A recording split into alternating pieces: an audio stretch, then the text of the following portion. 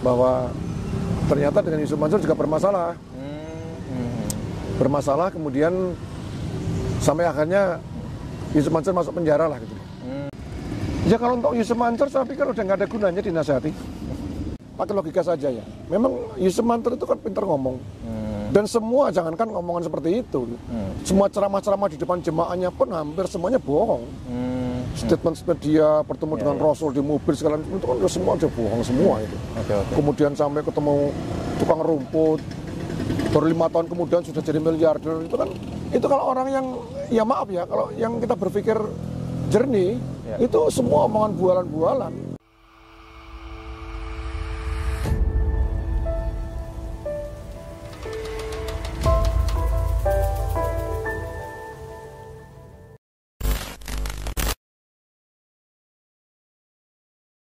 Saya waktu itu diajak bisnis cloning komputer oleh tetangga saya dan rekan saya lah, Pak Haji Heri Triyono. Kemudian setelah terjadi kesepakatan untuk membuka di wilayah Yogyakarta. Dia mengajak Pak Heri. Saya berangkat duluan, kemudian saya mencari beberapa tenaga untuk marketingnya. Nah, setelah saya siap, barulah Pak Heri menyusul ke Jogja gitu loh. Tapi saya sama sekali nggak tahu kalau menyusul itu dengan Yusuf Mansur. Hanya bertemu saya dengan Pak Triyono dengan Yusuf Mansur di Jogja gitu loh. Nah, yang semula itu untuk Jogja dan sekitarnya tuh saya yang megang. Tapi setelah entah bagaimana alasannya kok kemudian tidak konsisten dengan apa komitmen awal gitu loh. Dan karena saya juga sudah ada perasaan kurang enak lah terhadap mereka gitu. Ya akhirnya saya batalkan. Saya pulang ke Jakarta. Saya nggak tahu kelanjutannya. Cuma saya tetap masih komunikasi dengan Pak Haji Heri. Nah, belakangan ini Pak Heri yang cerita ya, bahwa ternyata dengan Yusuf Mansur juga bermasalah. Bermasalah kemudian sampai akhirnya Yusuf Mansur masuk penjara lah gitu. Itu saja yang saya tahu dan yang saya ini. Jadi saya nggak. Nah kemudian akhir-akhir ini muncul berita-berita yang kurang baik lah terhadap masalah Yusuf Mansur itu. Terlibat dengan berbagai. Nah akhir-akhir ini saya mendengar ramai di YouTube tentang beberapa macam kasus yang menyangkut Yusuf Mansur itu. Tapi kalau saya pribadi sudah menduga dari awal memang gelagatnya nggak baik lah, makanya saya nggak lanjutkan gitu. Jadi Pak Suharjito ini sebenarnya awalnya tertarik untuk berinvestasi pada bisnis cloning komputer ini ya Pak ya. Tetapi karena setelah mengetahui adanya seperti ada gerak-gerik yang tidak bagus dari Yusuf Mansur begitu Pak ya, akhirnya membatalkan begitu Pak. Ya sebenarnya dari Pak itunya juga. Pak Heri itu ya. Saya kalau dengan Yusuf Mansur sebenarnya saya nggak ada kaitan apa-apa karena statusnya itu kan Pak Heri, Yusuf Mansur itu kan anak buahnya atau karyawannya Pak Heri Triyono. Jadi Yusuf Mansur itu berperan sebagai apa? Dia di sana sebagai teknisinya. Kan? Oh gitu. Dia yang paham tentang komputer kan dia memang. Jadi sebenarnya yang mengetahui tentang bisnis komputer ini ya Yusuf Mansurnya itu ya. Yang teknisi atau yang mengetahui tentang bisnis ini Yusuf Mansurnya ya. Nah ya kalau masalah teknisnya kelihatannya ya. Tapi yang punya modal untuk itu Pak Haji Triyono itu. Iya. Sebenarnya yang melaporkan pihak Yusuf Mansur ini siapa Pak? Sehingga yang melaporkan itu dari pihak Pak Heri. Pak Herinya sendiri ya, Pak? Pak Triyono ya. Oh begitu. Ya karena waktu itu Pak Heri pernah cerita sama saya bahwa ya akhirnya Yusuf Mansur itu ya terpaksa kita dan karena Pak Heri kita juga nggak sendiri, mungkin ada pimpinannya langsung. Nah, pimpinannya kan mungkin tegas diambil tindakan itu. Tapi saya pikir juga atas laporan Pak Heri itu. Tapi kan ini Pak, menurut biografi yang Yusuf Mansur tulis dan juga pengakuan atau cerita-cerita dia lewat media televisi, Pak, mengaku bahwa terkait dia ditahan pada bisnis komputer itu karena membela rekan bisnis begitu, Pak. Jadi beliau itu menanggung perbuatan orang lain begitu, Pak. Apa benar seperti itu, Pak? Iya, kalau masalah itu sih, kalau bagi saya ya, sekarang kita pakai logika saja lah. Ya. Pakai logika saja ya. Memang Yusuf Mansur itu kan pintar ngomong. Dan semua, jangankan ngomongan seperti itu. Semua ceramah-ceramah di depan jemaahnya pun hampir semuanya bohong. Statement dia bertemu dengan Rasul di mobil segala itu kan semua udah bohong semua itu. Okay. Kemudian sampai ketemu tukang rumput, baru 5 tahun kemudian sudah jadi miliarder. Itu kalau orang yang, ya maaf ya, kalau yang kita berpikir jernih, itu semua omongan bualan-bualan. Apalagi pengakuan seperti itu, dia nggak akan ngaku. Nggak akan ngaku, cuma pengakuan siapa yang susah. Jadi kalau menurut hemat saya adalah bahwa memang dia tuh sudah pendusta lah, pendusta. Oke. Pendusta, cuma orang tertarik dengan dia karena labelnya itu sebagai ustaz. Dari profilnya yang kelihatannya halus, kelihatannya alim seperti itu. Jadi orang semua terjebak. Jadi kalau menurut saya tuh pengakuan-pengakuan itu bohong, itu semua bohong. Nggak ada yang benar lah itu. Iya. Pak Suharjito, saya mendapat informasi, Pak, bahwa Pak Suharjito ini sempat membantu dalam perkara ini, Pak, investasi JPN Batubara di kota wisata, Pak, di mana korban-korbannya itu masjid korban jamaah Masjid Darussalam, Pak. Nah, ini Pak Suharjito pernah membantu untuk upaya persuasif itu bagaimana, Pak? Iya, sebetulnya kan gini, saya itu kan rekan-rekan di Masjid Darussalam itu kan ada beberapa teman baik saya. Ya. Kemudian setelah saya mendengar bahwa di Jemaah Darussalam itu beberapa ya, bahkan sampai 250 orang itu menjadi korban investasi yang digagas oleh Yusuf Mansur, bahkan nilainya sampai cukup fantastis menurut saya ya, sampai 55 miliar itu. Ya. Nah, kemudian saya berkeinginan dengan niat tulus, tidak mengharapkan apa-apa ya, untuk mencoba membantu menyelesaikan secara persuasif gitu. Ya. Nah, kemudian saya menghubungi kembali Pak Haji Hari itu, saya ajak. Dan alhamdulillah Pak Haji Hari berkenan. Maka Pak Haji Hari saya ajak ke kota wisata untuk bertemu dan mencoba untuk membantu secara persuasif kepada jemaah-jemaah Darussalam untuk menghubungi si Yusuf Mansur. Tapi kenyataannya beberapa kali janji dengan Yusuf Mansur, Pak Heri pun juga selalu dibatalkan. Dan sampai detik ini belum bisa ketemu karena selalu menghindar terus gitu loh.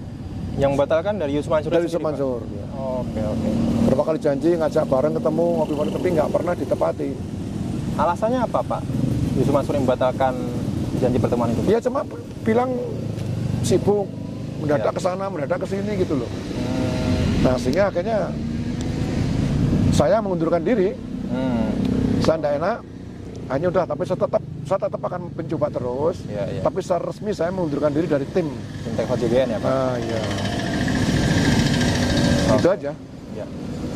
Ini Pak, maaf Pak, Bapak kan mungkin secara yang lebih sepuh ya Pak ya, yang sudah mengenal Yusuf Mansur lama juga, apalagi sempat hampir ikut terjerat kerugian dalam perkara bisnis komputer itu, Pak. Mungkin karena Bapak sendiri juga mengetahui terkait permasalahan bisnis-bisnis yang dialami para rekan-rekan investor lain yang mengalami kerugian itu, Pak. Barangkali ada nasihat nih, Pak, untuk Yusuf Mansurnya nih, Pak. Untuk Yusuf Mansur? Ya. Ya kalau untuk Yusuf Mansur saya pikir udah nggak ada gunanya dinasihati. Itu kalau menurut saya ya. Menurut saya itu kalau menurut kita sebagai orang Muslim, kan pedoman hidup kita kan Al-Quran. Nah dalam Al-Quran dikatakan kan ada golongan-golongan orang munafik, orang kafir, dan orang-orang yang itu termasuk orang yang jolim. Kita mendoakan orang-orang yang jolim itu sudah nggak ada gunanya. Kalau menurut saya ya, berdasarkan petunjuk Al-Quran bahwa itu di dalam surat Nuh ayat 28 itu dikatakan bahwa di sana doa yang Allah ajarkan sendiri. Di antaranya ya titik-titik itu doanya seperti itu, dan dikatakan Allah, dan janganlah engkau tambahkan bagi orang-orang yang jolim selain kebinasaan.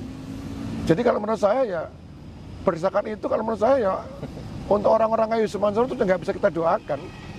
Apalagi cuma diingatkan, dinasihati, ya apalah artinya saya kan. Saya kira nasihat ulama pun sudah banyak. Tapi karena di sini memang sudah seperti itu ya. Jadi kalau bagi saya ya nggak ada lah nasihat. Kita doakan aja untuk binasa aja orang kayak gitu. Jadi tidak ada nasihat nih Pak untuk Yusuf Mansur Pak? Ya? Tidak ada nasihat aja? Nggak ada. Percuma kalau menurut saya nggak ada. Ya apa artinya saya lah. Ya. Nasihat dari ulama-ulama besar aja dia nggak dipakai sama dia. Karena dia mungkin merasa dirinya sudah paham. Sudah banyak pengikutnya atau jemaahnya begitu Pak ya? Ya? Sudah banyak pengikutnya atau nah iya. Gitu, Pak, ya.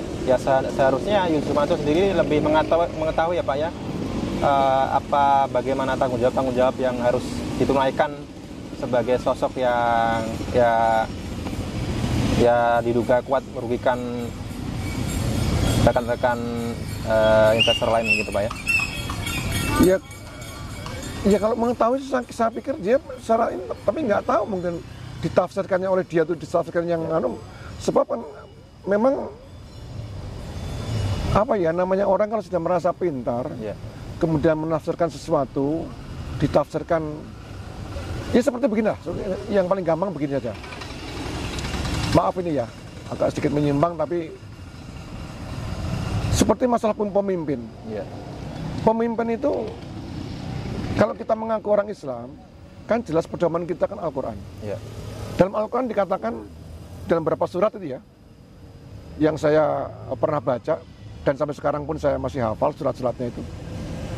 Di antara surat Al-Imran ayat 28, surat Al-Maidah ayat 51 yang sempat menghebohkan Ahok itu, kemudian surat An-Nisa ayat 138 sampai 144 itu. Itu kan di sana bisa dikatakan bahwa kesimpulan ayat itu adalah, wahai orang-orang yang beriman, janganlah kamu jadikan orang-orang Yahudi, orang-orang Nasrani sebagai pemimpin-pemimpinmu dengan meninggalkan orang-orang mukmin. Nah dikatakan oleh Allah, barang siapa di antara kamu menjadikan mereka pemimpin, bahkan sahabat setia kata Allah, sungguh mereka termasuk golongannya. Sungguh kata Allah, aku tidak akan memberikan petunjuk pada orang-orang yang zalim. Nah ini kan, ayat ini kan jelas, langsung bisa diamalkan begitu. Nah tapi kan banyak orang-orang pinter, bahkan ulama, wakilnya aja Pak Ma'ruf Amin. Apa mereka nggak tahu? Jelas tahu. Tapi nggak tahu apa yang ada di benaknya gitu. Sampai berani melanggar apa rambu-rambu dari Allah gitu. Ya makanya jangan diharapkan bahwa negeri ini akan menjadi negeri yang dikatakan Allah dalam Al-Quran baldatun thayyibatun wa rabbun ghafur. Karena dari awal pun Allah sudah nggak meridhoi. Karena apa ya? Karena mengangkat pemimpin-pemimpin yang ini kan nyata sekali. Jadi maaf ini ya agak menyimpang. Ya, sama dengan Yusuf Mansur. Secara teori mungkin mereka tahu, jelas lebih tahu lah itu loh. Cuma mungkin ayat itu diselewengkan, ditafsirkan dengan tidak sesuai dengan yang sesungguhnya karena demi keuntungan, demi duniawi, demi materi. Nah ini masalahnya. Ini banyak sekali. Kalau yang dikatakan ulama masuk itu kan seperti itu. Nah ini yang kadang-kadang membuat bingung masyarakat. Saya kira itu. Kalau untuk ini Pak, pesan-pesan untuk rekan-rekan jamaah investor nih Pak. Ini kan sampai saat ini juga belum terselesaikan, bahkan sampai terucap ikrar mubahalah nih Pak. Ya begini ya, kalau masalah mubahalah itu makanya mereka juga sampai bersedia melakukan sumpah mubahalah itu kan misalnya kita juga rekan-rekan Darussalam sudah mengerti lah hukum-hukumnya begitu, ketentuan-ketentuannya kenapa harus sampai mubahalah gitu. Ya mubahalah itu kalau memang mungkin barangkali sudah tidak ada jalan lain, ya itu ya sah-sah saja. Sebagaimana yang pernah dicontohkan Rasulullah bermubahalah itu seperti itu. Nah cuman kan karena mungkin sudah merasa sudah nggak ada jalan lain, upaya-upaya hukum sudah ditempuh, tapi barangkali masih butuh waktu panjang dan mungkin juga nggak tahu nanti hasilnya bagaimana. Sehingga dengan terpaksa mereka melakukan sumpah mubahalah. Ya itu kalau menurut saya sih ya baik-baik saja. Ya cuman nanti masalahnya kan apakah mubahalah itu nanti akan dikabulkan oleh Allah di dunia apa enggak ya kita nggak tahu. Ya kalau nggak dunia mungkin di akhirat. Nah jadi saran saya kepada seluruh jamaah atau umat Islam lah, jangan mudah tergiur ya, dengan sosok ya, dengan sosok atau figurnya.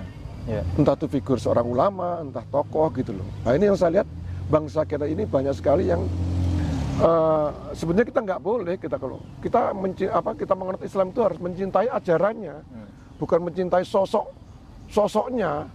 Karena yang namanya manusia, apapun profesinya, apapun katakanlah kedudukannya, disebut ulama besar itu kan yang nyebut kita.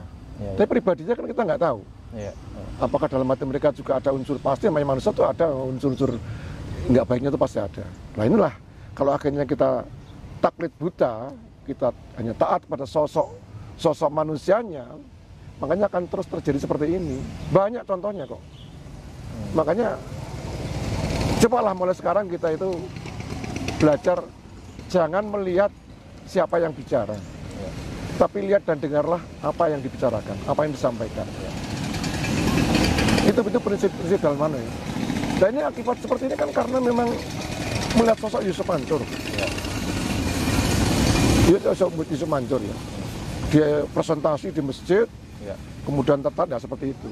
Nah, saya kira ini kita jadikan pelajaran yang sangat yang sangat besar untuk kita semua ke depan agar hati-hati. Itu aja masalah. Ya, jadi jangan terlalu takut buta kepada sosok figur maupun mereka yang mengaku sebagai ulama begitu ya, atau mungkin berinvestasi walaupun investasi itu belum jelas